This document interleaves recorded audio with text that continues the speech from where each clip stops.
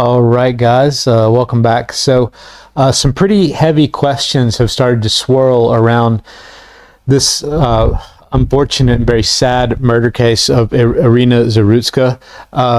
Furthermore, the full video was released, and there's a very strange thing about this. A lot of strange things, but another very strange thing is that it turns out that this case is actually like 3 weeks old. The murder happened like 3 weeks ago, and the police or somebody slow rolled the story even reaching the news, the video even coming out. The first video that came out does not really show like nearly how bad it was.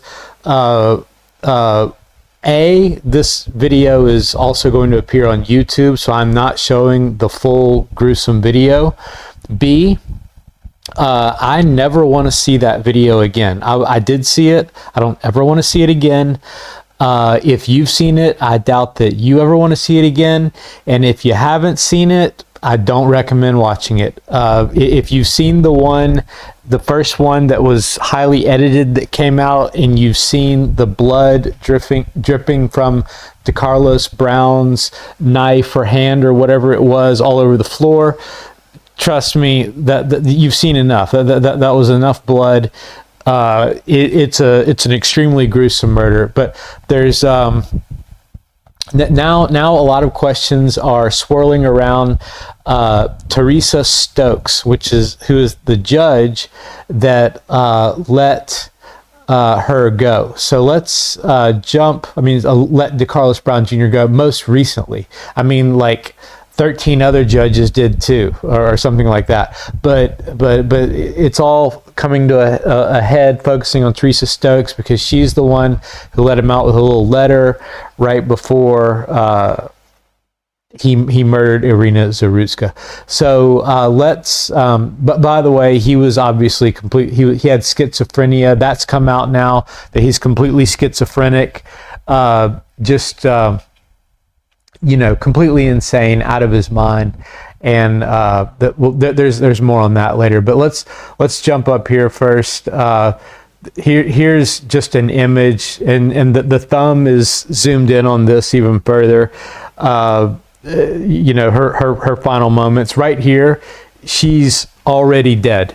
She's just, all the life hasn't left her body yet. You can't really tell, but there's already a bunch of blood pooling in the seat. I mean, she's already gone. He's already done the deed, and she has seconds to live. I mean, it's bad. It's really, really hard to watch. Just a little bit of extra here. Tech leaders pledged $2.5 million for murals honoring slain Ukrainian Iryna. And so down here somewhere there are, murals such as this, getting paid something, $10,000 each. Elon Musk is in on it. Same thing there. So, this happened with George Floyd. And George Floyd was actually all astroturfed, and what really killed him was kind of covered up. And it turns out that Iryna Zarutska has become the George Floyd. I don't hate to say it, but you know what I mean. For white people, the white George Floyd. And it needs to, I did the video on this last night, but it needs to highlight the epidemic of black on white crime, which is just, it really is at epidemic proportions. But moving on here, the DOJ takes over in fatal train stabbing of Ukrainian refugee. So it's gotten enough attention to go all the way up to the DOJ. On August 22nd, 2025, it happened on August 22nd. So it's been a good solid 3 weeks, whatever that is. 23-year-old Ukrainian refugee Iryna Zarutska was brutally stabbed to death on a Charlotte, North Carolina train by Decarlos Brown Jr., a 32-year-old man with 14 prior arrests. The The unprovoked attack captured on video has fueled outrage over lenient bail policies and mental health failures, prompting the Department of Justice to take over prosecution and seek the death penalty. Critics, including Republicans, demand reforms to transit safety and judicial accountability as Zarutska's family calls for justice and widespread public fury. Yeah, and so if this really came from Donald Trump, on his Truth Social, but anyway, it says the animal who so violently killed the beautiful young lady from Ukraine who came to America searching for peace and safety should be given a quick, there is no doubt, exclamation point, trial and only awarded the death penalty, all caps. There can be no other option. President Donald J. Trump. I think he did write that because it's kind of signed President Donald J. Trump. So I think perhaps he did. And that, of course, is the terrible, the shock and horror on her face, the terrible last moment. It's as Cat Turd says here, yeah, it's infuriating. It's also just, guys, sad. It's so disturbing. It boils your blood too, to watch these people like Decarlos Brown, who just slip through the cracks again and again and again, just let go. And it's just, what happened to her is just so preventable. There's just no reason that it should have happened. And Teresa Stokes is going to get, she's in the process of getting tons of blame. There's tons of pressure coming on her, and she's lesbian and married to a woman. She has a wife, and there's pressure coming on them. I'll get to that in a second. Teresa Stokes is just the 14th judge that had a shot of at doing something that might have doing something a little bit more stringent that might have kept this man off the streets, or might have gotten him into a mental institution or whatever. But let's move on here. Judge who released Charlotte light rail killer has history of addiction activism. So on the one hand, there's truth in this, but this is also getting into how this is all getting pinned on Teresa Stokes. And I'm going to get into why maybe that's not entirely deserved. And the problem, I'll just preempt this, the problem with trying to pin it all on Teresa Stokes so that you can have the person that you crucify or whatever, is that it takes the spotlight off of the broken system. You think Decarlos Brown Jr. is the only guy who slipped through the cracks and just keeps getting released over and over and over again? There's a broken system at play here that keeps letting loads of these guys slip through the cracks. Decarlos Brown Jr. may have just been one of the worst. And as we've seen, the murder was absolutely awful and he was completely schizophrenic. But if you crucify this one judge who's the last person who dealt with him, what's that going to do to fix the system? Is the system going to be repaired? Is there going to be a better system put in place? But anyway, let's get on with it here. A North Carolina magistrate judge is under fire for allowing a schizophrenic repeat offender to walk without bond 7 months before he fatally stabbed a Ukrainian refugee on a Charlotte light rail train. In an unprovoked attack that has horrified the community, Magistrate Judge Teresa Stokes released Decarlos Brown Jr., 34, on January 21st on a written promise to appear. Actually never looked at what that was. Anyway, I'm not going to check it now. After he was arrested on charges of misusing the 911 system during a police welfare check, Brown, who is homeless and diagnosed with schizophrenia, told officers he believed man-made material was implanted in his body, controlling his movements. He had been arrested many times previously. I'm not going to get into it now, but there's a psychiatrist named Jerry Marzinsky who thinks that he's pretty sure, and he's got some pretty astounding evidence and stories to back it up, that schizophrenics don't just simply have voices in their head, as the psychiatric community will tell you. Hint, hint, it goes a little bit supernatural and might have something to do with demons, but that's not the purpose of this video. Jerry Marzinsky, if you want to go look that up. It's incredibly fascinating. When officers advised him it was a medical matter and left, Brown became agitated and called 911 again, prompting officers to arrest and charge him with a Class 1 misdemeanor. Despite his violent history, so we'll skip ahead here to this. Even Brown's mother has said the court system failed the community by releasing her son, telling reporters that he had been under psychiatric monitoring after a schizophrenia diagnosis in 2014 and became so aggressive she had to remove him from her home. So just think about that. We're in 2025 here, so potentially this is 11 full years. And he's known to be a violent schizophrenic, so bad that even his mom says the court system failed. You know, when his mom doesn't defend him, you know it's bad. And look at all these years from 2014 to now that the system had to just make the right decision. Let's just put it that way. The system had all these years to make the right decision since 2014 and completely failed. So Brown's criminal record includes an armed robbery, and Stokes, appointed and supervised by the chief district judge in Mecklenburg County, is not a licensed attorney, which is not illegal or anything.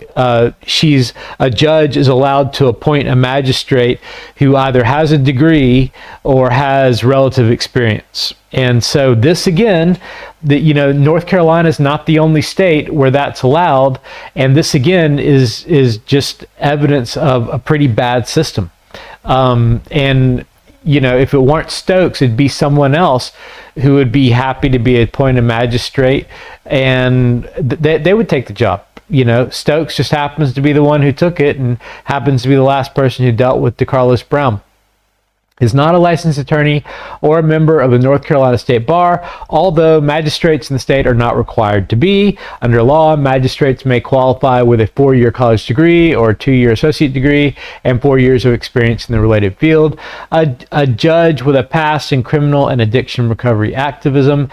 In the days following the killing, social media users flooded the Facebook page of Second Chance Services Unlimited, a Charlotte mental health provider, alleging Stokes worked there. The organization responded by stating, "I'll get to this later, so I'll skip that because I've got that Facebook page for later." A representative for the Second Chance hung up the phone when asked. There's a now deleted profile, etc., etc.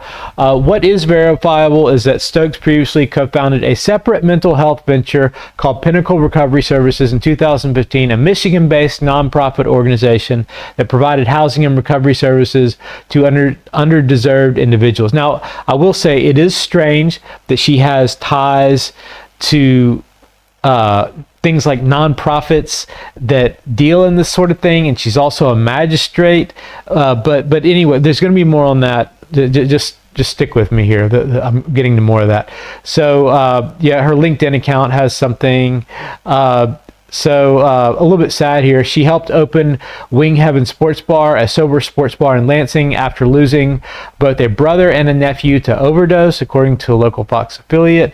Legal experts who spoke to the Washington Examiner said that even absent verified current ties to Second Chance, Stokes' advocacy background raises serious concerns. So there's no clear thing that she's, well, there is it is clear that she's somewhat involved with Second Chance, which takes in people with drug and mental health issues. But anyway, there's more on that coming. Just hold on. Her advocacy background raises serious concern about the appearance of conflicts when ruling on mental health related cases. That's true. Online critics, meanwhile, are calling for an investigation into whether Stokes benefited from her jurisprudence. Okay, so benefited from her jurisprudence. Okay, a very, very simple check makes it obvious that it's highly unlikely that she did. And I don't know, these people are just, dishonest. What the hell is that? They're dishonest. I don't know, but it's not difficult to figure out. Anyway, just did something and now I don't know where I was. Okay, there we go. So online critics, Magistrate Judge Teresa Stokes freed Decarlos Brown Jr., a 14-time career criminal. He killed Zarutska, etc. Brown remained out of custody even after his public defender raised competency concerns in July. Judge Roy Wiggins, he's coming up again later too. Yeah, I think he's also the judge who appointed Teresa Stokes to be a magistrate. I think it's the same guy.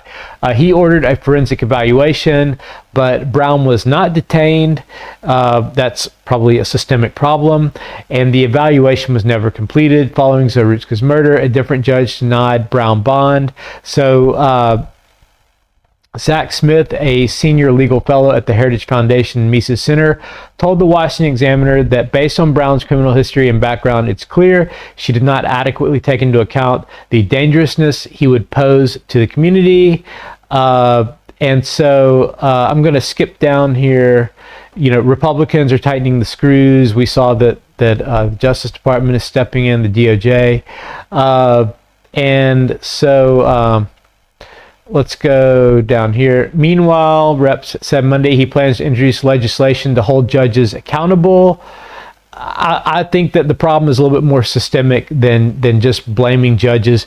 And Teresa Stokes isn't even a judge; she's a magistrate. It's an appointed position by a judge. We've got a bigger systemic problem than trying to crucify judges, in my opinion, for releasing violent repeat offenders. If his legislation eventually passes, it's unclear whether it would affect state level prosecutions. In fact, what could happen if you go holding the judges accountable is to keep themselves safe. They could just start handing out convictions like candy just to make sure that no one gets let free.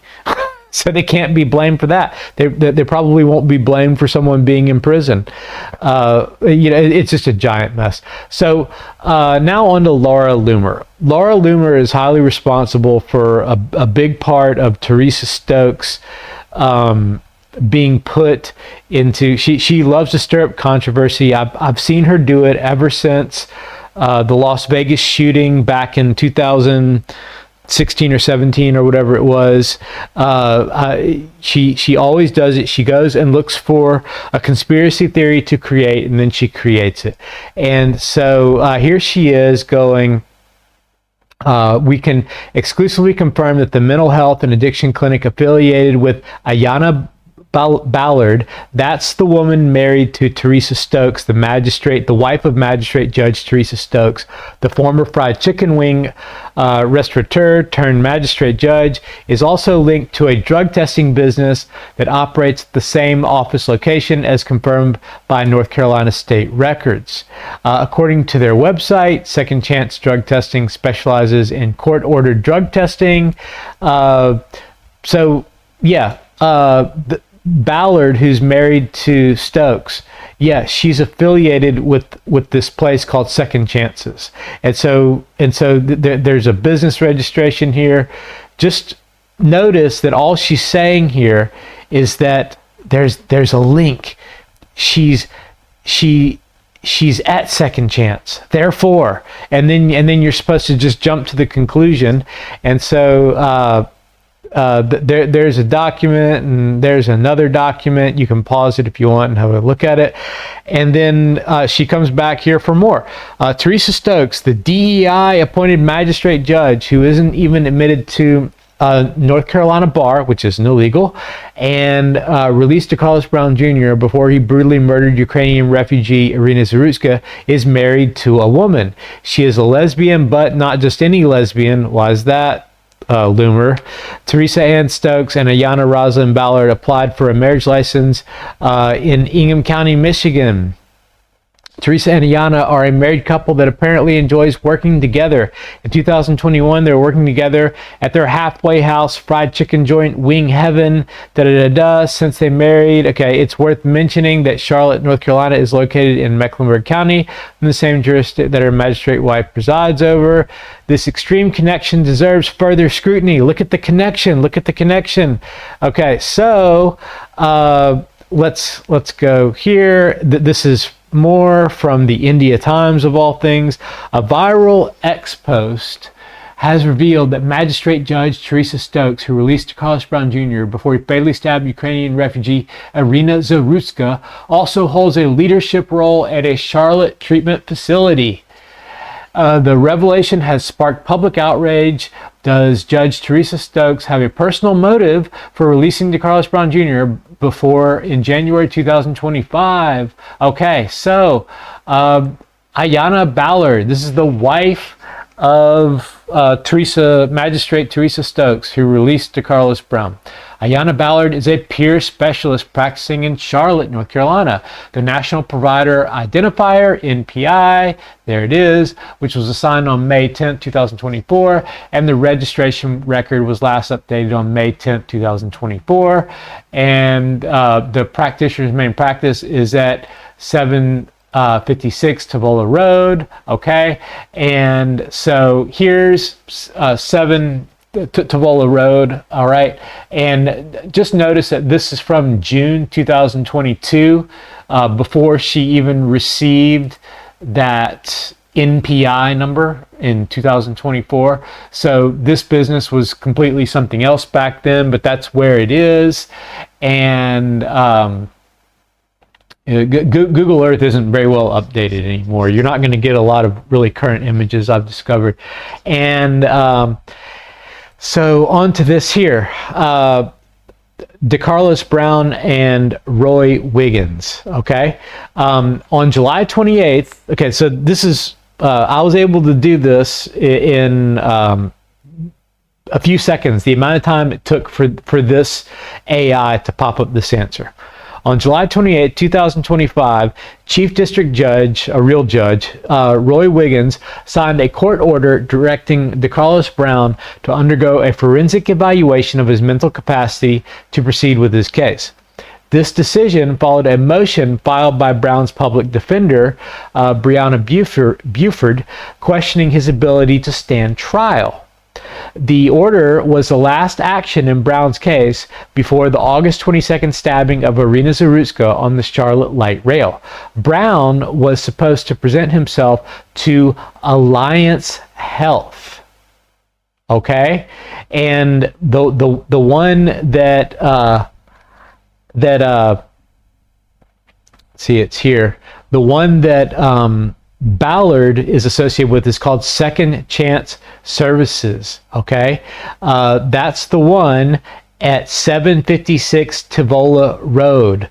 The same thing that's here, 756 Tavola Road. Okay, that's Second Chance Services, all right? So Roy Wiggins, Brown was supposed to present himself at Alliance Health. It was Roy Wiggins. It wasn't Teresa Stokes. It was Alliance Health. It was not Second Chance. The jail's contracted provider for evaluation within 7 days of the order. However, the evaluation was not completed before the stabbing occurred. So that, it says that was July 28th, and it was a month later that he killed Iryna Zarutska. So this again is just the system failed again. It was supposed to be 7 days. A month later, he's still free. Just, you know, flawed, terrible system that's not working. You know, as I just showed, here's Second Chance Services, and this is where whatever her name is, Iryna Ballard is, okay? And, you know, they're also getting some heat. She says, "Sir, please remove this from the organization's media page. This is a behavioral health clinic, and we serve the community for people suffering from substance abuse and mental issues. This has nothing to do with Teresa Stokes. This has nothing to do with the law," which I tend to agree with, because Roy Wiggins, said that Decarlos Brown had to appear at Alliance Health. so I kind of think that they're not lying here. She had nothing to do with us, and et cetera, et cetera, et cetera. And someone else made a comment here. Not for Decarlos Brown, Teresa Stokes, you should be ashamed. Iryna Zarutska had a promising future. And you know, they're just getting some heat there. And there were also 2 replies here. Doesn't Judge Teresa Stokes currently serve as a director there? Doesn't it matter if the suspect was a patient? He wasn't a patient. He was told that he had to go to Alliance. Your director put him on the street. You know, they're just trying to crucify Stokes when, you know, people go after, they want to be able to like just annihilate one person and blame everything on one person when what you've really got is a huge broken system. So this is Carolina Family Alliance, the alliance that Decarlos Brown, Alliance Health that Decarlos Brown was sent to, is then like sort of further subcontracted out to Carolina Family Alliance, and they are where's the thing here? Yeah, they are at 29105 Monroe Road in Charlotte, which is here. Okay, and it's actually 9105. And this photo is from 2019. So at the time that was taken, it looks like this was just nothing. And then the last thing I want to do, okay, I've got kind of a theory on why Decarlos Brown, this is becoming a very long video. I'm at 26 minutes now, but if it's already this long, I might as well just finish it. If anyone's still watching. I've got my own personal kind of theory on why Decarlos Brown might have done what he did, but it's also perfectly possible that he's just crazy enough and just suffering enough from schizophrenia that was all he needed to do what he did. But anyway, let me just get through this. Following a diagnosis of schizophrenia, which is what happened, which is what was probably going to happen here after Decarlos Brown Jr. was sent to Alliance Health. Okay, that's probably what he was headed for. So following a diagnosis of schizophrenia at a court-ordered evaluation center, the individual typically undergoes a formal assessment process to determine their mental state. Decarlos Brown Jr., without a shadow of a doubt, believing that he had man-made things controlling his body, would have been found to be like at the highest level. I think what he did on the train kind of proves that, in his history of violence and already having been in prison, 14 prior arrests, all this stuff. So risk of harm or self or others, well, we know the answer to that, and ability to participate in legal proceedings. Based on the findings, the evaluator will provide a written report to the court with recommendations for treatment, which may include voluntary or involuntary care, depending on the individual's risk level and capacity. If the court determines that the person poses a danger to themselves or others, or is unable to care for themselves, they may be subject to involuntary commitment for evaluation and treatment, often starting with a short-term hold, such as 72 hours before a formal hearing. The evaluation process involves a comprehensive clinical interview, psychological testing, and a review of medical and legal records to establish a diagnosis using standards like the DSM-5. After the evaluation, the court may order treatment, which can be inpatient hospitalization or outpatient, depending on the severity of symptoms and risk. Which one do you think Decarlos Brown was going to get, inpatient or outpatient? In some cases, the court may implement a structural program like Care Court, which provides a court-ordered plan for up to 12 months, extendable, that emphasizes community-based care, self-determination, and support from a care supporter and attorney, aiming to prevent more restrictive placements. Individuals may be discharged from hospital once an independent panel determines they are no longer a danger to themselves or others. Decarlos Brown Jr., good luck with that. Though they may be encouraged to remain voluntarily for continued care. I think that's what would have happened to Decarlos Brown Jr. Treatment plans are typically reviewed regularly, with medication and side effects monitored closely, and annual reviews recommended to assess ongoing needs. I have a feeling that Decarlos Brown Jr., you assume that he's kind of familiar with the system at this point after 14 prior arrests, etc., etc., etc. I have a feeling he knew that he had been ordered to go do this, and he hadn't shown up. It had been a month, and I have a feeling that he knew at some point it would catch up to him, and it was coming. And this is just my theory, but you know, there are people who are actually more comfortable going to prison. You know, that they get 3 meals, they might get commissary, they're provided a bed, that they can like watch TV and stuff. Some people will choose to go get taken care of in prison. Yeah, sure, it's a scary place, etc., etc.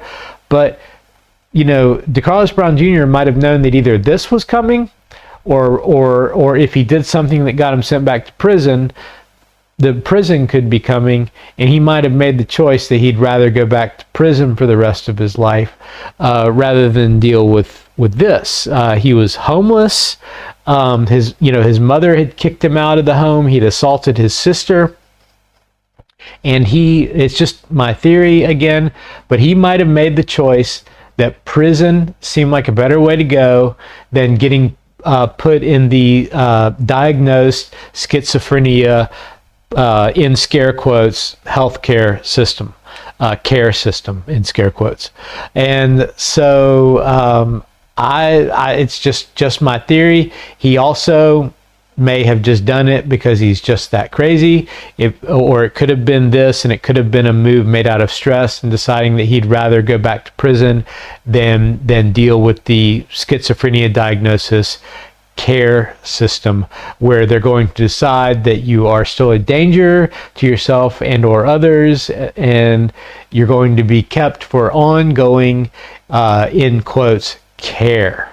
And that's what I think might have happened. That might be the reason that he did this, and poor Iryna Zarutska, who was a proper refugee, paid the highest price with her life, and may she rest in peace. It's extremely sad. So there we go. That's what I've got for today. So if you like this sort of thing, please like, subscribe, and share. And that'll do it. Thanks, everybody. Base Gardening out.